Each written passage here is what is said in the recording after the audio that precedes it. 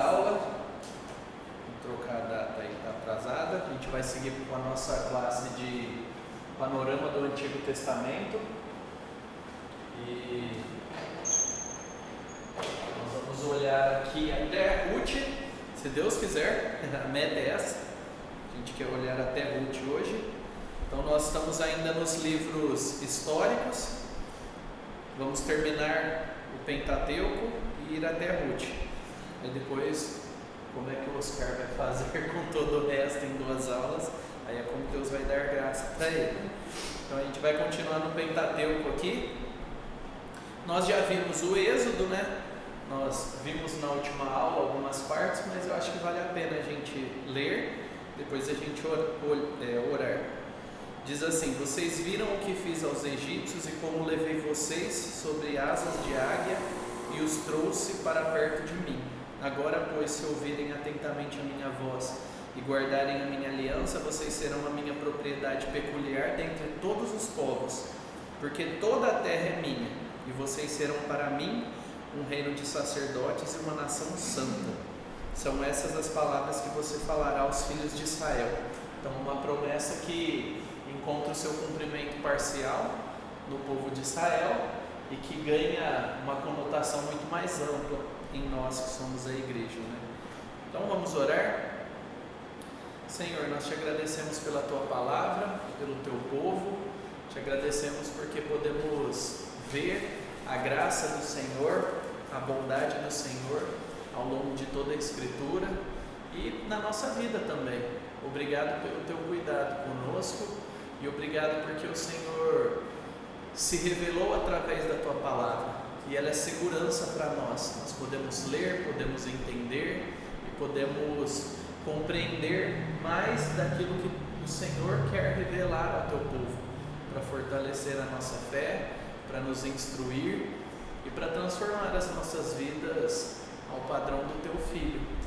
Nos ajude a amar Jesus, conforme olhamos para o Antigo Testamento e valorizemos Ele, ó Deus. Abençoe cada um de nós que está estudando agora, seja na nova turma ou aqui, e que o Senhor nos edifique, em nome de Jesus. Amém. Então, os israelitas viram Deus agindo. Então, levei vocês sobre asas de águia e os trouxe para perto de mim. Deus os trouxe para perto, derrotando inimigos, protegendo, guiando o povo. E por ter visto tantas coisas, eles são indesculpáveis ao rejeitar a aliança. Então o que eles deveriam era obedecer e confiar. Então nós temos esse comentário nessa frase: Deus redimiu Israel para que o mesmo pudesse se relacionar com ele e ser separado para ele. O objetivo era relacionamento, não era simplesmente cumprir rituais externos, né? E seguindo, nós temos o próximo livro do Pentateuco, que é Levítico, Gênesis, Êxodo, Levítico. E um resumo, né? Leis para uma vida santa. Uma maneira de resumir esse livro.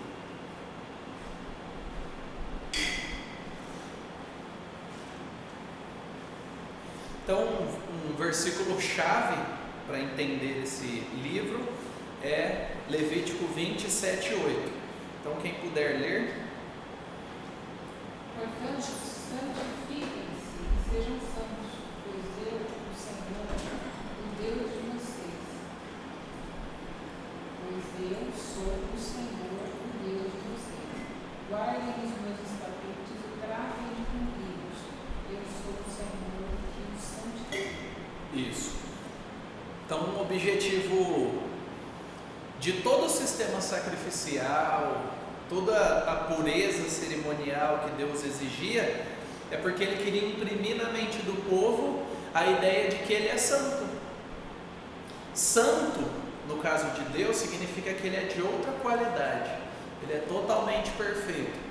E seres imperfeitos, para entender algo perfeito, vão ter muita dificuldade. Então Deus deu exemplos gráficos, coisas visíveis, coisas palpáveis e a palavra. Tudo isso para que o povo pudesse entender que Deus não era como os outros deuses. Deus não estava nem aí para o jeito que eles viviam. Pelo contrário, Deus estava muito aí para o jeito que eles viviam.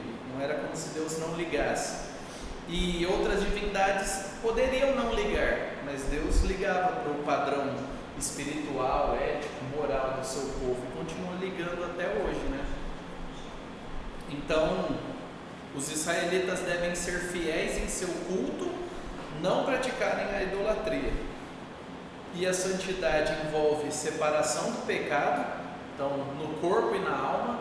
Então a gente, olhando para o Antigo Testamento, tem uma ênfase no corpo, mas existem muitas palavras que remetem ao arrependimento, à lamentação, à dor pelo pecado. Então não era só uma separação do corpo, mas era uma vida dedicada, né? Era uma intenção e uma motivação dedicada a Deus.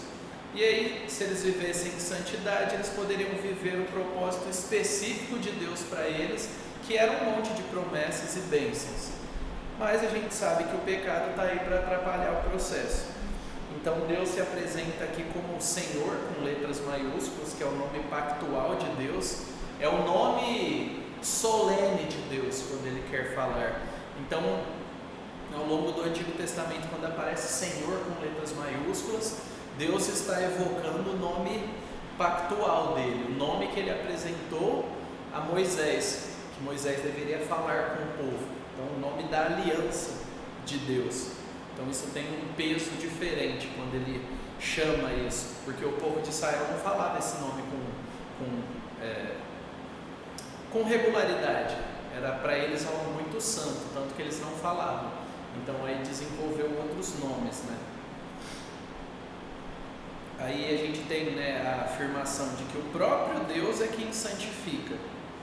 Então as práticas cultuais, seja o holocausto, o Levítico tem um monte, oferta pacífica, oferta para o pecado, oferta para isso, oferta para culto e tal, eram tudo meio de Deus santificar seu povo. Então às vezes a gente olha e fala, nossa, né, meio chato de ler, mas se pensar que aquele povo que saiu do Egito tinha um monte de coisa na cabeça, e tinha um monte de ideias erradas, místicas sobre Deus, Deus tinha que explicar tintim por tintim aquilo que eles precisavam aprender, para que Ele fosse agradado e o povo vivesse bem. Então tem algumas regras que eram até de higiene, como manter a higiene dos doentes, das doenças infecto-contagiosas, enfim, né? Então era um cuidado de Deus para um povo que estava andando 40 anos no deserto. Tudo isso demonstra como Deus queria separar esse povo e abençoar esse povo, se revelar nesse povo, né? A gente tem Números, que vai demonstrar a caminhada no deserto. Números é aquilo que retrata esse período caminhando no deserto, né? E a gente tem esse versículo chave: nenhum dos homens que viram a minha glória e os prodígios que fiz no Egito e no deserto, e mesmo assim me puseram à prova já 10 vezes e não obedeceram a minha voz, nenhum deles verá a terra que com juramento prometi a seus pais. Sim, nenhum daqueles que me desprezaram haverá. Aqui a gente tem a seriedade de Deus falando que Ele não ia deixar barato todo tipo de desprezo, né? O ponto aqui que Ele coloca é muito impactante, né?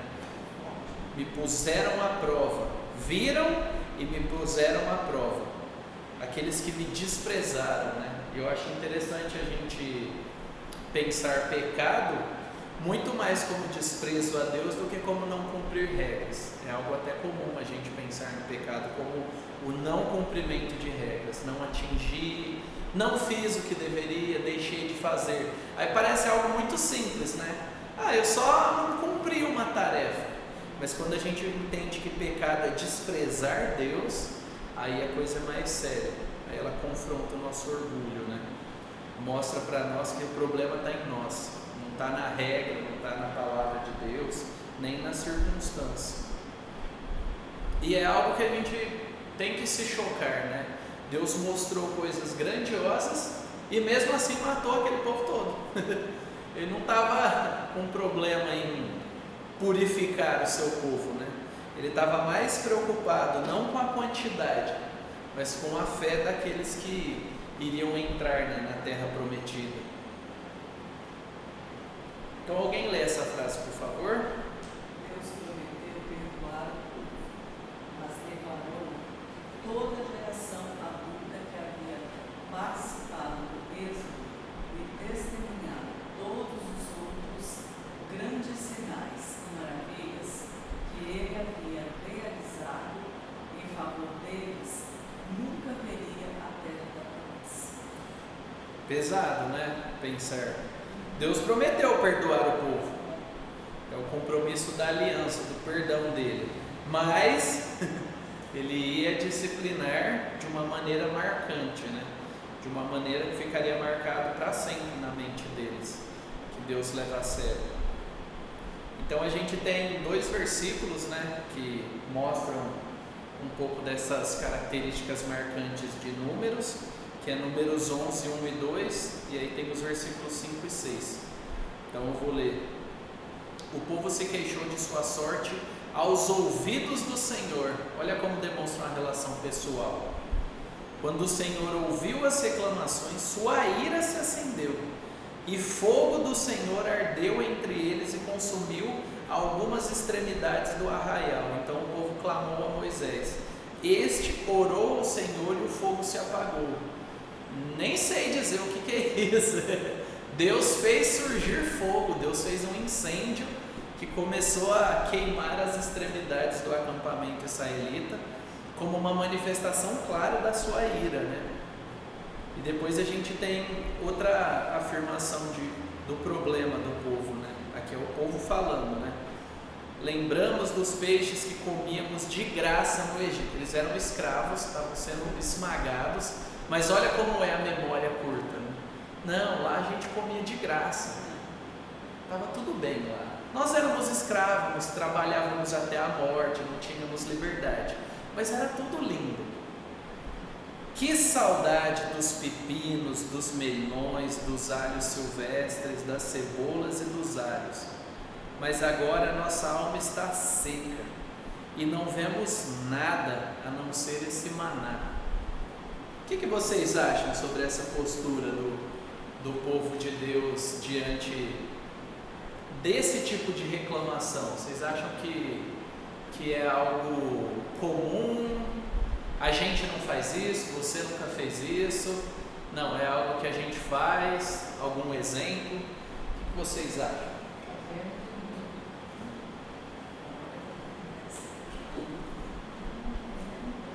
Reclamar, né? Eu acho que é murmurar. A gente tenta, né, mas tem hora que está. Será que tenta? A gente tem que pensar, será que nós tentamos? Como igreja? Como povo e geração? Porque é uma geração que a gente percebe muito reclamona. As gerações que têm vindo. A coisa que existe no povo de Deus são as reclamações, as murmurações. Por que a gente reclama e murmura? Qual que é a causa? Eu acho que cada um quer que tudo seja conforme eu quero. Isso. E esquece que tudo que é feito é do Senhor. E qual que é o sentimento quando eu quero tudo o que eu quero e não quero o que Deus está me dando? Ingratidão. Ingratidão é um dos sentimentos mais nocivos, uma das posturas mais nocivas que o povo de Deus pode cultivar. Por quê? Porque a ingratidão vai matar a alegria, vai matar o louvor, a expressão. Hã? Ela vai anular muitos sentimentos na verdade.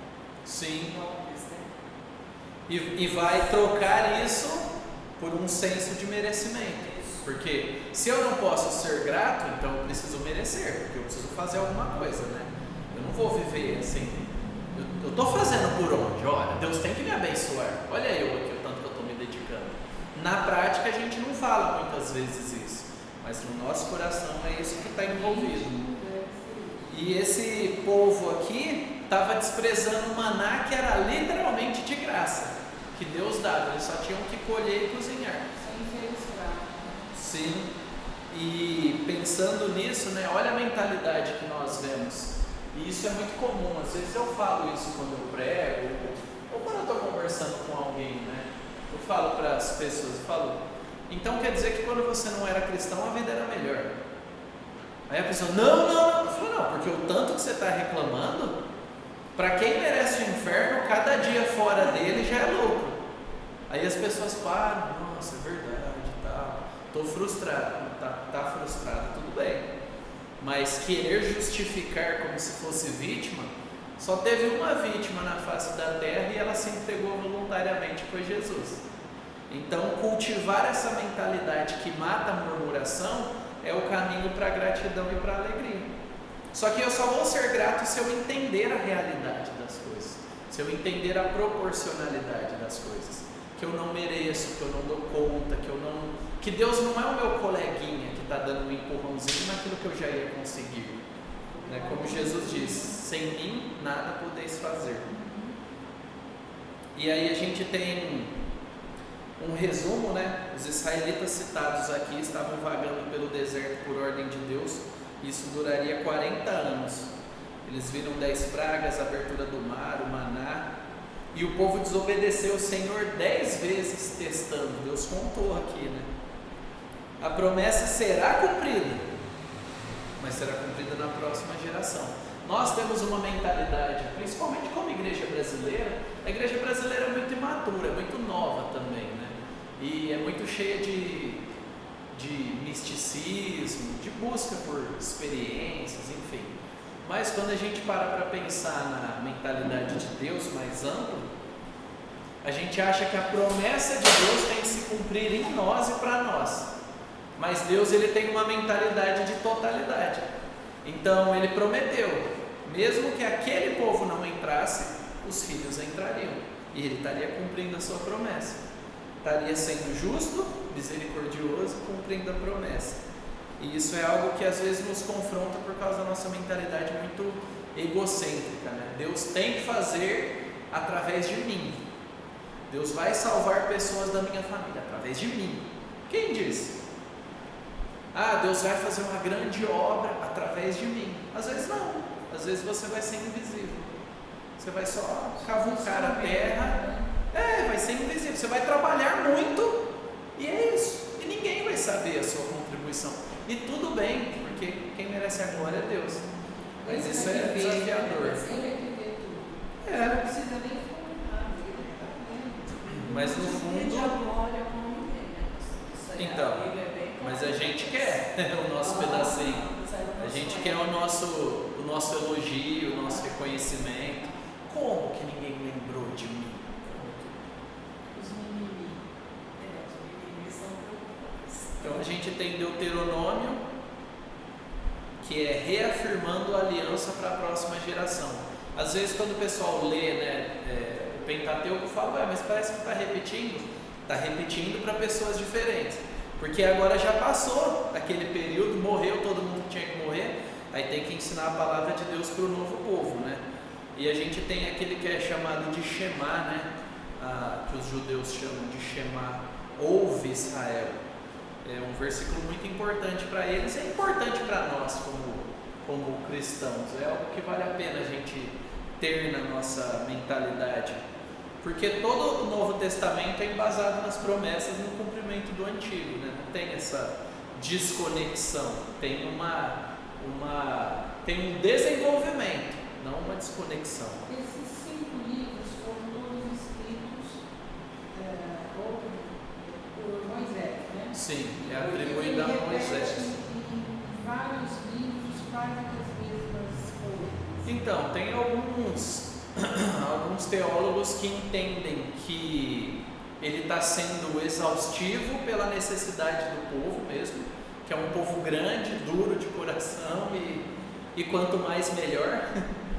Agora, o de Deuteronômio tem algumas diferenças comparado com o resto. Então, Gênesis é a narrativa da criação, Êxodo é a saída. Levítico e Números tem a ênfase na pureza, na vida do sacerdote e tal. Números tem a ênfase em mostrar para o povo a falha deles e a trajetória pecaminosa que leva para longe de Deus.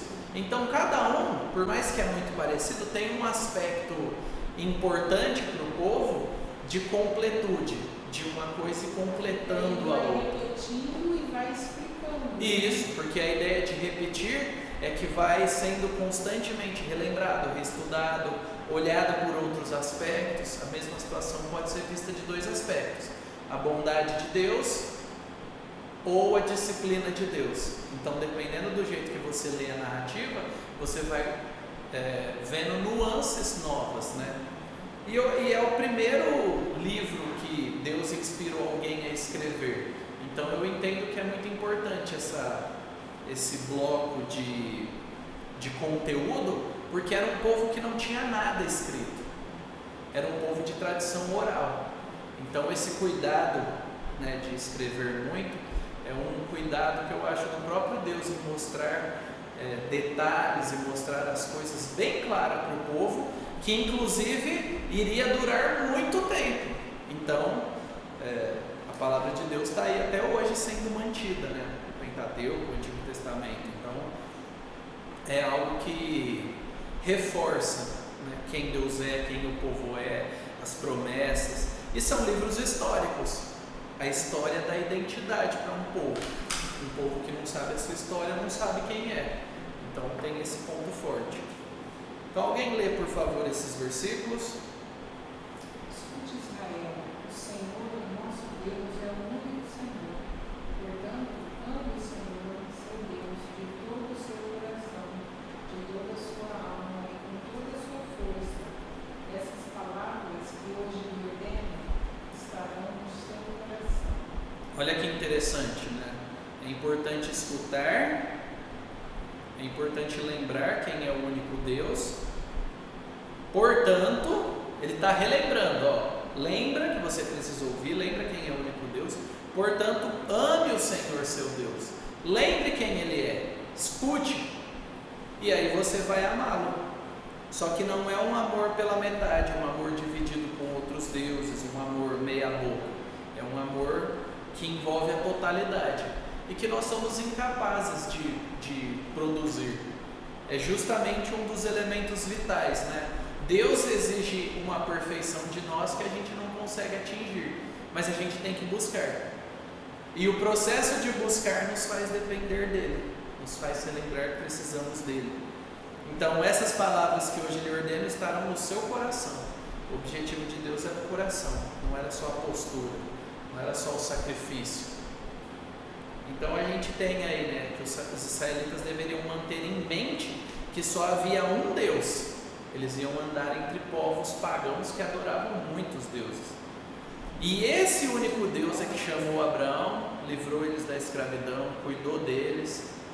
É aquela coisa, né? A nova geração que vê tudo pronto, construído, todo o benefício, não vai pensar que um dia isso tudo foi mato. Um dia alguém teve que passar pela inflação dos anos 80 para poder chegar hoje, né? Tipo, ninguém vai pensar, nossa, até começar a trabalhar e ver o custo das coisas, como era difícil manter uma casa, uma família, ter férias, ter roupa, comida, enfim. Então esse senso não é à toa, sempre foi. Só que Deus ele já deu a dica pra gente. Ensina, fala, inculca, enfia na cabeça da nova geração para que eles conheçam o Deus verdadeiro e possam ser gratos, né? E o amor exigido pelo Senhor é intenso e extenso. Então ele não é algo apenas externo, é algo que é intenso, é algo que demanda o coração. Mas ele é extenso porque demanda todas as áreas da vida, né? Cada aspecto da natureza. Então, tendo o amor como motivação, a prática ritual deles não seria apenas uma obediência externa, mas uma manifestação de um relacionamento devoto, né? Uma palavra que precisa voltar para o nosso vocabulário, né? Devoção, piedade. As pessoas hoje, e nós adultos mesmo, gente da minha idade, não sabe explicar o que é isso. Falar o que é uma vida piedosa, o que é devoção. Em outras palavras, é o amor verdadeiro a Deus que leva a uma vida coerente.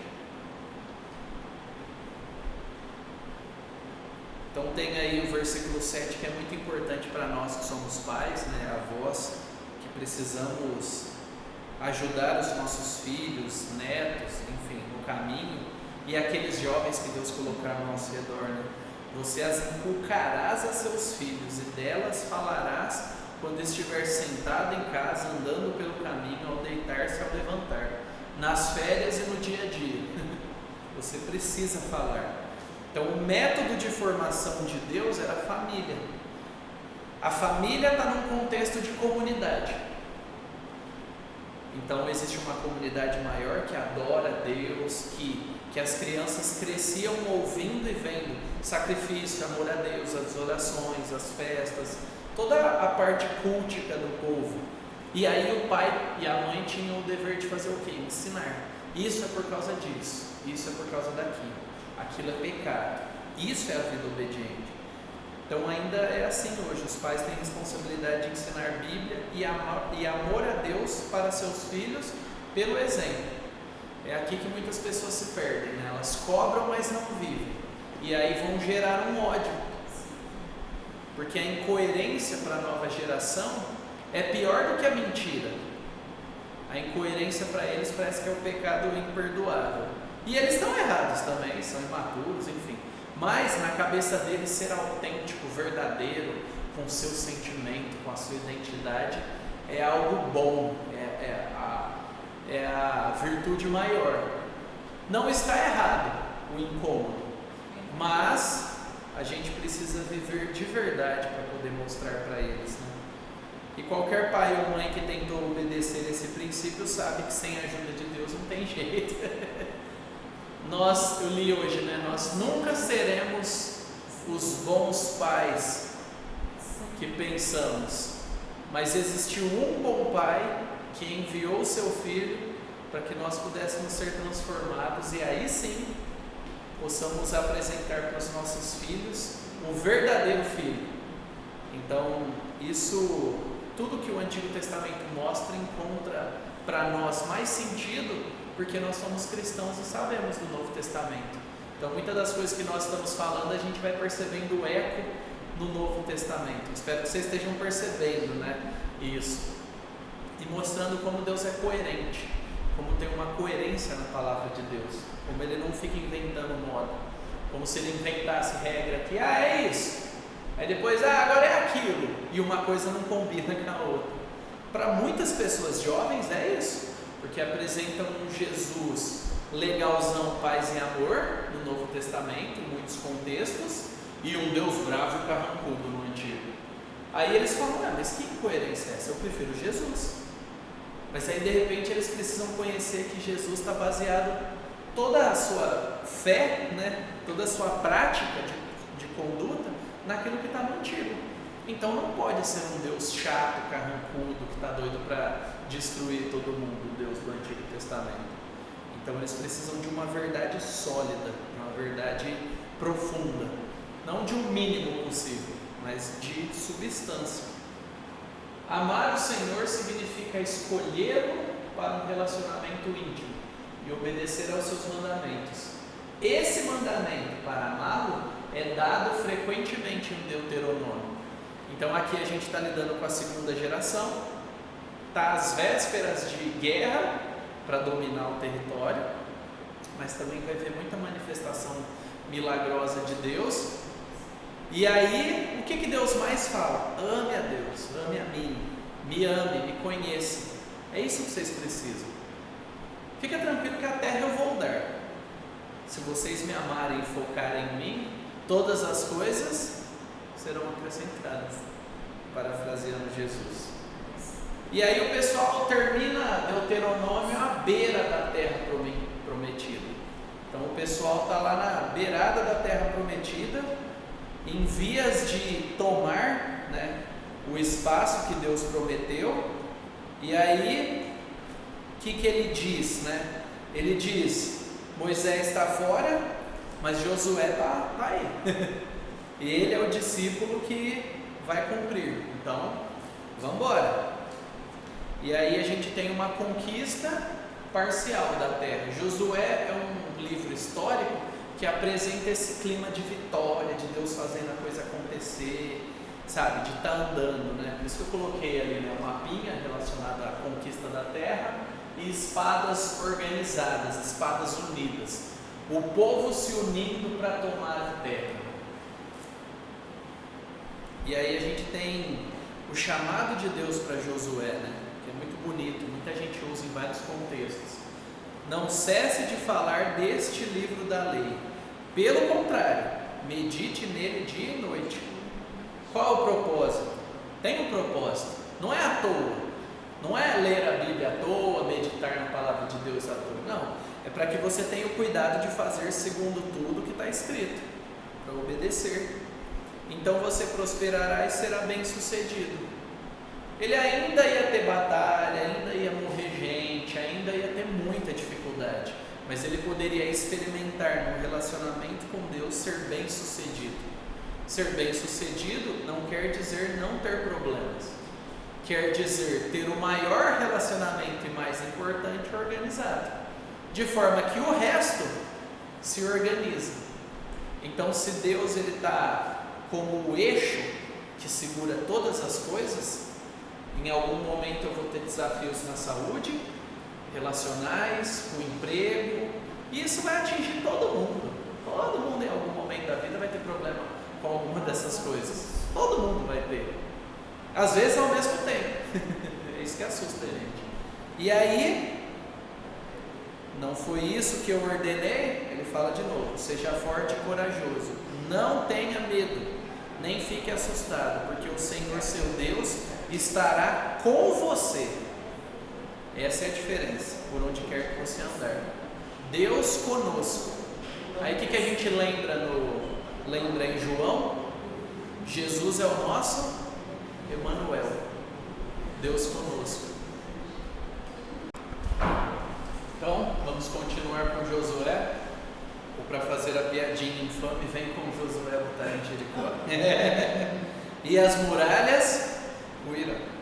Então nós temos Deus falando com Josué aqui. Olha que interessante, né? É porque às vezes a gente se acostuma tanto que perde a perspectiva. Deus se importa com pessoas específicas. Ele se importa com o seu povo, mas ele se importa com o seu povo individualmente também. Principalmente para aqueles que ele sabe que vai liderar. Sim, ele demonstra isso de uma maneira muito mais clara, né? Ele separa Josué, ele prepara Josué. Nem sempre Deus prepara visivelmente. Ó, esse é o vice e ele vai assumir quando eu morrer. Nem sempre. Algumas vezes sim. Mas ele prepara Josué para uma tarefa gigante. Pensa num povo de milhões de pessoas. Nesse momento já tinha uma estrutura dos líderes de 1000 e tal, enfim, 50, 100, aquelas coisas que Moisés instituiu. Mas pensa na desconfiança. Josué não é igual Moisés, hein? Nunca vi ele abrir o Mar Vermelho e tal. Inclusive ele abre o Rio Jordão, né? Deus, ele valida o ministério dele. Mas olha o cuidado de Deus, ó. Eu dei um livro para você. É importante para você. Para você me agradar, eu já te dei o recurso. Olha como Deus é gracioso. O que você precisa fazer? Priorize isso. Medita, estuda, aprende. Entende o mundo do jeito que eu quero. E tenha cuidado de fazer. Não é que você não vai errar. Mas se você entender o que eu quero, quando você errar, você vai saber inclusive o que fazer após ter errado. Porque errar você vai. E aí Deus ainda encoraja e fala: seja forte e corajoso. Por que Deus precisa falar seja forte e corajoso? Porque não é algo naturalmente inclinado a Josué. Pensa: Deus, nossa, né? Levanta outro. Não tem outra, é você. Seja forte e corajoso, não tenha medo. Então pensando no diálogo interno de Josué, nossa, o que será de mim? Aí Deus fala: eu estou com você. Tá. Não, então. Que é ao mesmo tempo um encorajamento e assustador, né? Eu estou com você. Tem duas maneiras de falar, né? Pensando: eu estou com você. e tem o eu estou com você. Se aprume.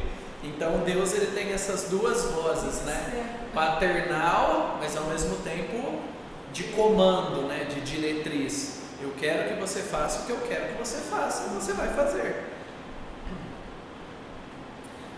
A base da confiança e força de Josué era a presença e o poder prometido por Deus. Então, Deus estando lá, porque Deus é o maior interessado no bem do seu povo, e Deus manifestando, dando validação, conduzindo as coisas, para que fique claro que é Ele que faz.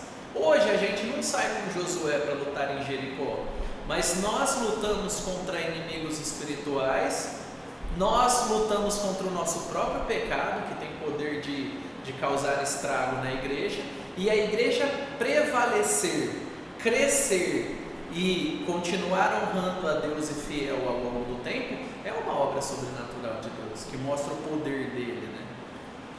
Mas a chave para o sucesso de Israel na conquista, a liderança eficaz de Josué e a presença salvífica de Deus com o povo, seria a fidelidade de Israel ao livro da lei. Qual que é a chave? A chave é a obediência. Um povo ignorante, obediente, acha o caminho da verdade. Um povo que conhece, mas não quer obedecer, vai encontrar o caminho da disciplina. Então, por isso que é sempre melhor aprender, é sempre melhor conhecer. E ai de nós, quando a condução dessa igreja, a liderança dessa igreja, ignorar a Bíblia e parar de aprender. Eu não vou falar, pula fora não, você tem responsabilidade de bater o pé e falar, peraí, a Bíblia é mais importante. Vocês acharam que eu ia falar, pula fora, né? Não é a minha cara, bate o pé. Então, se a gente, eu ou qualquer outro estiver desviando, líder de GP, ministério, peraí, cadê a Bíblia? Cadê Deus nesse negócio? Cadê a fé que é na palavra de Deus? Tem que questionar, para que a gente se aprume, para que a gente acorde um ao outro. Porque o grande segredo era Josué, que é líder, sendo fiel, mas cada israelita impactado pelo exemplo de Josué buscando ser fiel também. Cada espadinha que era levantada confiando que Deus daria a vitória era parte da resposta de Deus no cumprimento da promessa. E a gente precisa se ver como a resposta de Deus para essa igreja. Nossa igreja precisa do quê? De oração, de discipulado, de gente para conversar, orar, estudar a Bíblia com outros. Nós somos a resposta. A resposta não está, vamos contratar mais pastores e tal. Pode até contratar, mas essa não é a resposta. A resposta é cada um de nós fazer aquilo que Deus quer que a gente faça com fidelidade. Por exemplo, seja da liderança, né, ou da membresia, se eu percebo que alguma coisa não está de acordo com a palavra, qual seria a minha conduta? Independente de ser líder ou não. Então, com a liderança ou membresia. Isso, você já estabeleceu um critério bom, sim, porque geralmente as pessoas separam. Só de não separar você já está 40% pensando melhor do que a maioria das pessoas, que geralmente pensa que é diferente. É muito simples o caminho. Mateus 18. Mateus 18 é aquele trecho bíblico que é alimento para nós. Mateus 18. Como tratar um irmão que peca?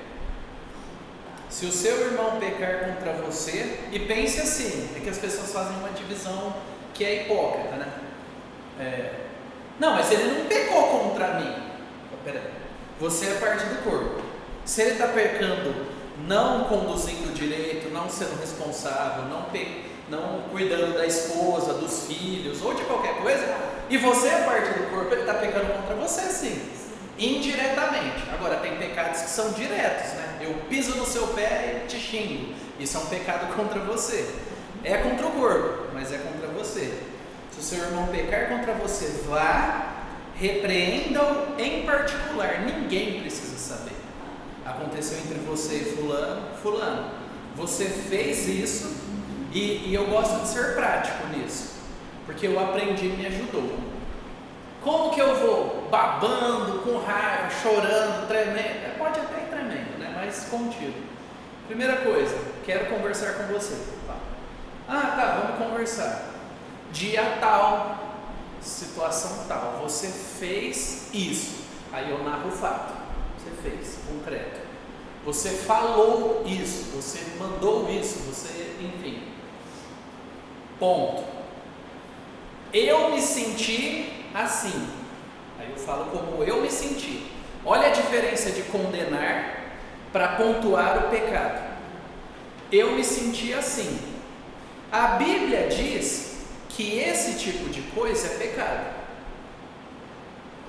O que você tem a dizer? Você notou que você fez isso? Você percebeu? Aí a pessoa pode falar: me perdoe, eu não percebi. Não é me perdoe, mas a culpa é sua porque você me pegou num dia ruim. Não. É me perdoe. Eu não sabia que tinha tido esse impacto, que eu tinha falado assim, ignorado aquilo. Eu falei o fato. Às vezes eu não percebo, outras vezes eu percebo e está na cara. E eu falo: não estou errado não, é isso mesmo, você que me perturbou, e pode vir qualquer um falar que vai fazer a mesma coisa. Se não se arrepende de jeito nenhum, segundo passo, chame mais duas, com você, né? Mais duas pessoas, uma ou duas, para que sejam testemunhas. Fulano de tal, lembra que a gente conversou? Então eu estou trazendo aqui, segunda base. Você fez isso causou isso. Quando eu falei com você da primeira vez, você falou isso. É isso. Às vezes a pessoa se arrependeu. Não, eu pisei na bola 2 vezes, a primeira vez, a segunda e tal, me perdoa. Quem tem que saber disso? Você e as 2 pessoas. Resolveu, houve perdão, acabou. Não interessa a ninguém, inclusive depois. Não interessa a ninguém saber. Agora, nem assim aconteceu. Aí você tem que levar para a liderança pastoral da igreja. Porque como nós não somos uma igreja que está todo mundo reunido o tempo todo, você não vai chegar no domingo e falar: leva a igreja para alguns, é isso. Alguém levanta e fala: fulano de tal fez isso. Não é assim que a gente trata aqui. Você leva a liderança pastoral da igreja, e a liderança pastoral vai começar um processo de exortação. Isso, porque essa parte do curso de integração, o presbítero Washington colocou muito bem colocada, né? E assim. É como funciona na prática. Mas eu percebi que aquilo ali chocou muita gente. Toda vez. Tanto é que essas pessoas não deram continuidade. Entendeu? E choca mesmo. E a gente fala a mesma coisa para quem já é membro. Fala: você não lembra, mas lá na integração é isso aqui. Porque assim, nós livramos a gente de achar o pecado normal, e nós livramos o outro de ficar no pecado sem saber. Às vezes os outros se afastam, falam mal, fofoca. Aí aquela ideia de algo que dá cria. Porque isso não é amor. Então deixar a pessoa no pecado quieto, sem falar nada, não é amor. Então quando você fala, é uma oportunidade que ela tem que se arrepender, inclusive de aproximar. E isso vale para nós em todos os níveis. Aí você vai subindo até que, se essa pessoa não se arrepender, trate-o como um gentil ou publicano. O que significa? Ela perde os privilégios da membresia. Ela é orientada a não participar da ceia, ela é retirada dos ministérios, e ela é chamada para se arrepender, fazer o caminho de volta. A gente vai xingar, vai falar mal. Não, vai expulsar de maneira nenhuma. Dependendo do pecado que tenha desdobramentos públicos, aí a gente tem que falar na igreja. Mas nem todo pecado tem desdobramentos públicos. Uma discussão entre 2 pessoas dentro de um GP tem que ser tratado no GP, que é quem viu. É dentro de um ministério? Tem que ser tratado no ministério. Então, é proporcional a isso. Então Josué tinha o papel de líder dos israelitas, tanto no valorizar a lei, quanto no obedecer a lei. Eram as 2 coisas. E a manifestação palpável da fé de Josué e do povo seria mostrada na vitória, conforme eles lutavam e conquistavam. Aqui, vitória, conquista militar, conquista material, era sinônimo de estar bem com Deus. Isso não continua ao longo de toda a palavra de Deus. Tanto que no Novo Testamento, Deus nunca deixa claro que a riqueza é uma bênção. Jesus nunca falou isso. Pelo contrário, ele fez alertas. Paulo, Pedro, João, enfim, todos os apóstolos, nenhum foi rico. Jesus não foi. Então há uma mudança.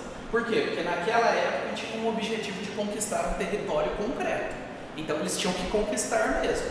Vencer, matar pessoas, expurgar o pecado e tomar conta daquela região. Agora, na nossa realidade não é assim. Onde eu puser a planta do meu pé é meu, não sei o que. Você chega na empresa no primeiro dia e fala, um dia eu vou ser dono disso daqui. Não, isso é loucura, né? Isso é esquizofrenia. Então, só haveria avanço na conquista se o povo meditasse e relembrasse aquilo tudo que Deus começou com a promessa feita a Abraão, antes de ser Abraão. A promessa feita a Abraão. Deus falou, vou transformar a sua descendência em um número gigantesco e eu vou dar uma terra para você. Demorou muito tempo? Demorou, mas eles são descendentes de Abraão, está incluso no pacote. São filhos, né? Por isso que fala, filhos de Israel. Israel, né? Jacó, descendente de Abraão. Então, os filhos dos filhos. Aí a gente tem uma estrutura aqui do que é chamado no Antigo Testamento de quiasmo. Você vai perceber isso em Provérbios, vai perceber isso em alguns profetas, tem também algumas poesias, você vai perceber nos Salmos. Salmo 1 tem essa estrutura. Quando eu preguei o Salmo 1, eu mostrei um pouco do quiasmo, que é o que? Ela vai com uma ideia e ela volta combinando. Então, por exemplo, eu estarei com você, o Senhor seu Deus estará com você. Está reafirmando. Seja forte e corajoso, esforça-te e tem bom ânimo, para que seja bem sucedido, prosperará e será bem sucedido. E aí o eixo central, né, do livro da lei. Então é uma estrutura, um jeito de escrever que eles tinham, que reforçava a ideia. Era um estilo literário, né, do povo dessa época, que Deus usou e quis que fosse escrito desse jeito. Mesmo que a gente não note tanto, tem uma beleza ali, tem uma maneira hebraica de reafirmar verdades de uma forma que quem lesse entenderia que Deus está sendo enfático nisso. Aí aqui a gente tem Juízes. As espadas que estavam unidas contra um inimigo em comum agora se voltam. Os irmãos se tornam inimigos, as tribos se fragmentam, o povo vai para momentos, anos e anos de cativeiro, domínio, não um cativeiro externo, mas serem cativos e escravos, dominados na sua própria terra, né?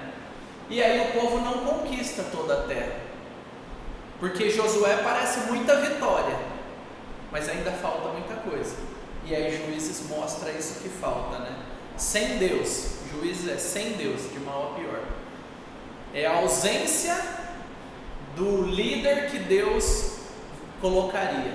Josué é um modelo de líder que aponta para Jesus, até no próprio nome dele, é a mesma raiz. Jesus no Novo Testamento e Josué no Antigo. E Juízes é a ausência de líder, a ausência do mediador entre Deus e o seu povo, do seu representante. Então a gente tem Juízes 17:6. Alguém lê, por favor. Naqueles dias não havia rei em Israel. Cada um fazia o que achava mais certo. Olha que absurdo. Como que será que o mundo ficaria se cada um fizesse o que achava mais certo? Vamos abrir o jornal para ver. É assustador, né? Mas não tem nada de novo depois da queda. Assim caminha a humanidade. Depois da queda, gente, o pessoal gosta de falar, porque nunca foi tão difícil. Sempre foi muito difícil. Sempre foi. Mas quando Jesus fala que perto do fim o amor de muitos se esfriaria, o amor de muitos se esfriaria? Sim. Só que não disse que é porque se tornou mais difícil. Uma coisa é uma coisa e outra coisa é outra coisa. Sempre foi difícil ser parte do povo de Deus.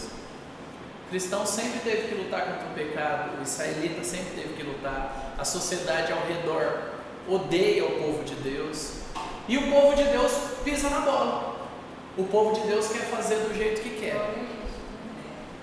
Os inimigos, a única coisa que justifica a igreja se manter é Deus mesmo, porque se fosse depender da gente, a gente estragava tudo facinho. A gente não precisa de muito, é só cada um falar do meu jeito, não abro mão. Nós somos em poucos aqui. Se todo mundo falar, não, eu quero do meu jeito, no meu horário, acabou, já não há comunhão, já não há caminhar junto entre nós se isso acontecer. E era a marca característica de Juízes, cada um fazia o que queria e não o que Deus queria. Olha o contraste, faz o que está escrito, para cada um fazer o que achava mais certo. Então em Juízes nós temos a narrativa da morte de Josué, o finalzinho da vida dele, e a coisa já começa a desandar. E aí fala que quando os líderes, lá no capítulo 1, quando os líderes que viram o que Deus havia feito, que viram Josué liderar, que tinham aquele alinhamento, aquela fé, aquela convicção, morrem, surge uma nova geração sem fé. E aí fica uma pergunta para nós: é responsabilidade de quem levar a fé para a próxima geração? Da próxima geração? Não, é da geração anterior. Então quem falha em levar a fé? Nós que somos mais velhos. E as crianças, jovens, adolescentes não são a igreja do amanhã, a igreja do amanhã que vai nascer. Eles são a igreja do hoje. A gente já deveria estar trabalhando desde faz muito tempo. Nasceu, já tem que orar para ser salvo, pregar o evangelho, investir Bíblia. É um trabalho que não acaba. Só que se a gente falhar em levar a fé, uma fé viva para a próxima geração, uma fé que as pessoas curtam, uma fé que as pessoas possam falar: eu amo isso, é um prazer isso, sair domingo feliz, e ao mesmo tempo falar: mas ainda bem que tem grupo pequeno, ainda bem que eu vou encontrar com alguém da igreja, ainda bem que tem a reunião de oração, tem isso, tem aquilo, tem discipulado, porque é isso, é o meu povo, é a minha família, eu quero estar com esse povo. Sem isso, a nova geração não vai achar que vale a pena, e aí eles vão se perder. Vai solidificar essa nova geração. Mas uma fé verdadeira, quando atinge a nova geração, causa um impacto. Tem jovens, adolescentes, pessoas mais novas do que eu, fazendo muita diferença por amor a Jesus, porque realmente recebeu o evangelho, foi salvo e está se dedicando a isso. Está vivendo, realmente. Está se doando. Tá. E às vezes algumas pessoas mais vão falar: não, na minha época não precisava disso não. Então, ao mesmo tempo, a gente não passa a fé, mas se alguém tiver mais fé que eu também vou boicotar, porque não precisa disso tudo. Que Deus levante os filhos dos outros para serem pastores e missionários. Meu não. Meu é engenheiro, advogado, médico, profissões estáveis, concursados. Eu não quero que os meus filhos morram por um monte de gente que não quer saber de Jesus, mas a gente dá glória a Deus quando é o filho dos outros. Nossa, que lindo. Então a gente precisa lutar contra a nossa hipocrisia, chegar diante de Deus e falar: Deus, nos ajude, sabe? Vamos tratar de verdade, vamos falar de verdade sobre as coisas que são verdade, para que a próxima geração ame Jesus, conheça os grandes feitos de Deus e admire Deus. Então a nação cai em incredulidade, ignora a lei, falta um líder que unifique o povo, aquela voz que quando fala, todo mundo fala: não, beleza, posso até não gostar, mas eu respeito, vamos lá. Então, depois de Josué não tem, durante 300 anos, o povo começa a assimilar as práticas pagãs, culto aos falsos deuses, sacrifício humano, prostituição cultural, Azera, deusa do sexo, colheita, Baal tinha duas esposas, né? Astarote ou Astarte e Azera, na cultura pagã daquele povo. Então eles começam a assimilar essas crenças. E que se você adora errado, você vai viver errado. Porque nós fomos feitos para imitar aquilo que nós adoramos, aquilo que nós amamos. Então, quando falta a liderança de homens de Deus, o povo se perde e faz o que achar certo. Uma moralidade formada por nossos sentimentos e gostos destrói a fé autêntica. E aí a gente tem o ciclo de falhas, né? Os filhos de Israel tornaram a fazer o que era mal aos olhos do Senhor. O Senhor os entregou nas mãos dele, aí tem vários povos. E os filhos de Israel clamaram ao Senhor, que levantou um libertador, um juiz. E os filhos de Israel tornaram a fazer o que era mal. É um ciclo que dura aí muitos anos. E aqui a gente tem Ruth, nosso último livro. Eu estou gostando de colocar essas imagens, né? Um resumo do livro de Ruth. Então tem trigo ali, na ordem seria a mulher antes, né? Duas mulheres, que é Ruth e a sogra dela, a Noemi. Um campo, um homem rico, né? Dinheiro fez parte da solução de Deus, e um casamento no final. Não está em ordem, mas tive que fazer correndo, ainda cheguei atrasado, porque as crianças estavam lá em casa, o Apolo pulando em mim, vestido de Homem-Aranha, lutando contra bandidos imaginários, e eu tentando fazer isso acontecer. Já começou a vida desses? Já começou, mas ainda está procurando a vaga integral ainda para ele, para o Apolo, ainda não saiu. Então em Ruth nós vemos o amor leal de Deus. Ruth você não vai ver falando de culto, de adoração, de sacrifício, mas a gente vê que Ruth começa nos tempos dos juízes, aí começa a contar a história de Ruth. No meio do povo vivendo aquela bagunça de juízes, Deus começa a agir com um povo que saiu da terra de Deus para ir para a terra dos pagãos, lá para Moabe. Então a gente começa com a história de Ruth falando que ela era uma moabita que está indo de volta para Israel. Então começa com Noemi. Noemi voltou da terra de Moabe com suas noras, porque ainda em Moabe ouviu que o Senhor havia se lembrado do seu povo, dando-lhe alimento. Eles foram porque faltava pão. E aí lá ela perde o marido, os 2 filhos. Ela abandona a herança, a terra que Deus deu, em troca de uma ilusão de viver melhor. Na dúvida, sempre sofra com o povo de Deus. Não tem. Foi Noemi, né? Noemi. E aí Deus encontra Ruth no meio desse movimento. Deus usa os pecados dessa família, de abandonar a terra dele, para alcançar, e inclusive o filho, né, filho de Noemi, ele casa com uma moabita que não poderia, além de morar no lugar errado, ele ainda casa errado. E o outro também, a Ruth também. O outro também.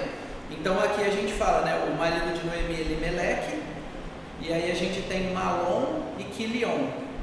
E aí Orfa, né, e a Ruth estão lá, todos morrem e Ruth fala: eu vou com você. O que não faz sentido. Ela não tem nada a ganhar. Quando a gente lê isso, a gente precisa ver lá. Ruth é lindo, né? Dá para ler numa sentada ou em 2 dias, 2 sentadas, né? Quando você vê esse amor leal de Deus manifestado no amor leal de Ruth, Ruth aponta para Jesus, aponta para o amor de Deus. Por quê? Porque Noemi não merece esse amor. Ela é amarga, ela tenta afastar, ela está arrebentada, ela está ferida, ela não quer saber, ela não quer ser amada. E Ruth fala: não, eu vou amar e não sai do seu pé, e eu vou te sustentar, vou pagar o preço, vou colocar minha integridade física em risco para cuidar de você. Você é minha família. É Ruth que adota Noemi. E o marido que depois ela casa, Boaz era filho da Raabe, não era? Isso, descendente de Raabe, que entra num ritmo. Aparecem 3 mulheres na genealogia de Jesus. Raabe e Ruth são 2 dessas. Vai aparecer aí.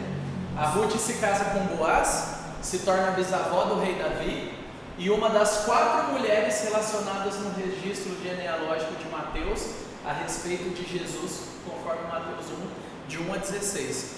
Raabe é uma delas, Ruth é outra. Pode falar. Pastor, considerando assim, segundo a palavra de Deus, se a minha filha, no caso, casou-se, eu tenho que tratar como fosse o meu filho, né? Não tem nenhum lugar da Bíblia isso. Não, Sua filha é sua filha. Não, mas aí eu vou falar assim, eu vou passar a considerar a marido dela como fosse um filho, o próprio filho. Não tem nada disso na Bíblia. Não é Bíblia. Não tem nenhuma diretriz. Pode fazer. Não é Bíblia. Não tem nada. A Bíblia não te obriga. Ela te obriga a coisas piores, como amar ele como a você e tal, coisa muito pior. Mas querer tratá-lo como seu filho pode ser algo seu, algo cultural, uma expectativa, um acordo. Mas não tem nada na Bíblia que diz que você tem que fazer isso. Não é Bíblia. Sua filha é ela. Sim. Então, inclusive na nossa família, eu amo muito minha sogra. Eu amo muito meu sogro também, só que ele é difícil, eu sou difícil também, então nós somos difíceis juntos. Só que a gente está se dando muito melhor. A gente trabalhou quase 2 anos junto, né? Tinha cada pega para capar por besteira, enfim. Mas era até engraçado, né? Porque existe uma parceria. Eu sou casado com a filha mais velha. Então, o que se espera é que nós apoiemos. E é o que a gente faz, a gente cuida. Mas em nenhum momento eu espero, eu peço ou eu cobro que me amem como filho. A filha deles é a Júlia. Agora, eu sou um irmão, eu sou o marido da filha dela, o pai dos netos, e eu me esforço como parte da família. Eles têm que me amar, não como se eu fosse filho deles. Entendeu? Pode até vir a acontecer em algum momento, mas não é um fardo sobre eles. Agora, é claro que se eu amar, se eu tiver prazer na companhia, se for um relacionamento bom, um relacionamento de conselho, de estar junto, de espaço, o relacionamento familiar fica muito melhor. Mas não é um fardo. É aquela coisa, né? Você tem que amar, mas saber, ela é sua filha e ele não é seu filho. Mas ele é alguém muito importante para ela e para sua família. Então, como vai ser isso? Não tem um jeito, uma receita clara. Mas se ele for cristão, ele é parte da sua família da fé, independente. Ele é seu irmão antes de qualquer coisa. Isso porque tem filho que é pior às vezes que o genro. Exatamente. Às vezes você vai se dar melhor com o seu genro do que com o seu filho, né? Sua nora com a sua filha, enfim, né? Essas questões pode acontecer. E o reino de Deus muda muita coisa. Então, dá família para aquele que não tem, dá amor maternal e paternal para gente que talvez nunca recebeu, mas não é um fardo, não é uma regra. Você tem que tratar igual. Não. Só que você tem que lembrar que ele é o líder dessa família. Então, agora sua filha não responde mais pela família biblicamente. Sim. Ele que é. É sacerdote. Então, quando você quiser algo, tipo, tem pessoas que não trabalham assim e causam problema. Então, por exemplo, tem alguma coisa, eles falam com a Júlia lá em casa, né, na família dela, né, do lado da família dela. Eles falam com ela e ela fala comigo. Ou às vezes, dependendo se é algo que demanda muito e tal, ela fala, não, pode falar com o Mário. Porque ela confia em mim e nós tomamos decisões juntos. Então, e eles respeitam isso, eles nunca se intrometeram no nosso relacionamento. Então, assim, a nossa convivência é muito boa por isso. Só que, por exemplo, teve uma vez que a mãe dela, parece engraçado, né? Mas a mãe dela estava lá em casa quando a Paula nasceu, e aí a gente estava todo mundo meio junto, ou ele estava para nascer, alguma coisa assim, né? Ela conseguiu tirar uns 9 dias, 7 dias, e ficar lá cuidando da casa, cuidando da Júlia, enquanto eu resolvi os pepinos, né? E aí foi muito legal, né? Aí teve um dia que foi estranho, porque, por exemplo, eu sentei, aí ela pôs a mão na minha perna, como ela faria com o filho. Só que não é o tipo de vínculo que eu tenho com a minha mãe mais, desde a adolescência. Então, para mim, aquilo foi muito marcante, para ela foi normal. Entendeu? Não é porque ela pensou, não, eu tenho que tratá-lo como filho. Foi manifestação de carinho natural. Então, para mim foi muito bom, mas foi algo que eu notei. Foi algo que não foi assim, algo esperado, assim. Então, esse tipo de vínculo que Ruth mostra com Noemi é um vínculo sobrenatural. É um apontamento de um amor absurdo, de um amor que extrapola. E nós somos chamados como cristãos a ter esse amor que extrapola, que aponta, que fala que está errado, mas que ajuda e direciona, né? E aí Ruth se torna essa pessoa que Deus usa para preparar o caminho para vir Davi, que seria o rei, e posteriormente Jesus, que seria o filho de Davi, né? Então olha como Deus usa a fome, leva o povo, usa o pecado do povo, aí morre lá, aí volta 2 mulheres sozinhas com o maior aperto e fala, disso daí não vai virar nada. Boaz, solteiro provavelmente, ou viúvo, não deixa claro, com grana e sem herança. Provavelmente ela era mais nova que ele. Sem herança ou sem herdeiro? Sem herdeiro, né? Alguém para quem deixar sua herança, isso mesmo. Então Deus quis manifestar graça ao seu povo por meio de uma moabita, que demonstrou mais fé que os israelitas. Por que ela demonstrou fé? Porque ela teve uma obra sobrenatural de Deus, que ela falou assim, o seu Deus é o meu Deus, aonde você for eu vou. Isso daí é a coisa que só Deus faz. Ela foi fiel, né? Então qualquer um que se aproximasse de Deus com fé autêntica poderia ser admitido à comunidade de Israel. Isso era uma esperança para pessoas ao redor do povo, que falam assim, eu sou de outro povo, de outra linha, mas aí eu conheço esse Deus de Israel. Pensa, fala, eu quero viver, eu quero ser um israelita. Tem espaço? Tem. Deus recebeu várias pessoas. Mas e o meu passado e tal? O seu passado, ele é esquecido quando você é perdoado. Acabou. Então, era um prenúncio do que Deus faria. E ele faz em Jonas, ele faz lá com Raabe, ele faz aqui. Deus sempre mostrando que a graça dele extravasa, extrapola. Não era só para o povo de Israel. E aí a gente tem a próxima aula, dia 20, que vai ser com o Oscar. Ele vai dar as próximas 2 de panorama do Antigo Testamento. Então vamos orar?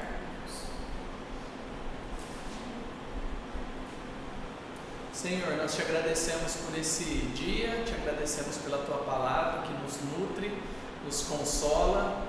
Como é bom, ó Deus, olhar para o passado e ver esses nossos irmãos e irmãs que esperavam a vinda do Messias. E agora nós já vimos que Cristo veio e todos juntos esperamos a segunda vinda, quando vamos ser unidos como um só povo, povo do Antigo Testamento, do Novo Testamento, e Jesus vai ser de fato tudo em todos. E nós vamos ter o privilégio de desfrutar do cumprimento máximo de todas as promessas que ainda precisam ser cumpridas na vinda de Cristo conosco, nos redimindo, nos dando um novo corpo, uma nova mente, novos desejos, nos purificando do pecado que estraga a nossa vida, que nos entristece, e ao mesmo tempo nos dando plena alegria, Deus, alegria que não acaba, alegria infinita. Que nós ansiemos por isso, Senhor, em nome de Jesus, que nós nos alegremos em Ti. Abre os nossos olhos para amarmos ao Senhor e à sua igreja, e nos dê alegria por pertencer ao Teu povo, nos dê prazer ao olhar para a Tua palavra e aprender, e nos dê amor pelos nossos irmãos que precisam ser encorajados, que nós sejamos instrumentos do Senhor, ó Deus, para que outros conheçam mais do Senhor através de nós. Abençoe essa classe e todos aqueles que ainda vão se dedicar aqui a estudar nessa igreja, que nós sempre sejamos fiéis e felizes em Ti, em nome de Jesus. Amém. É isso aí, senhoras.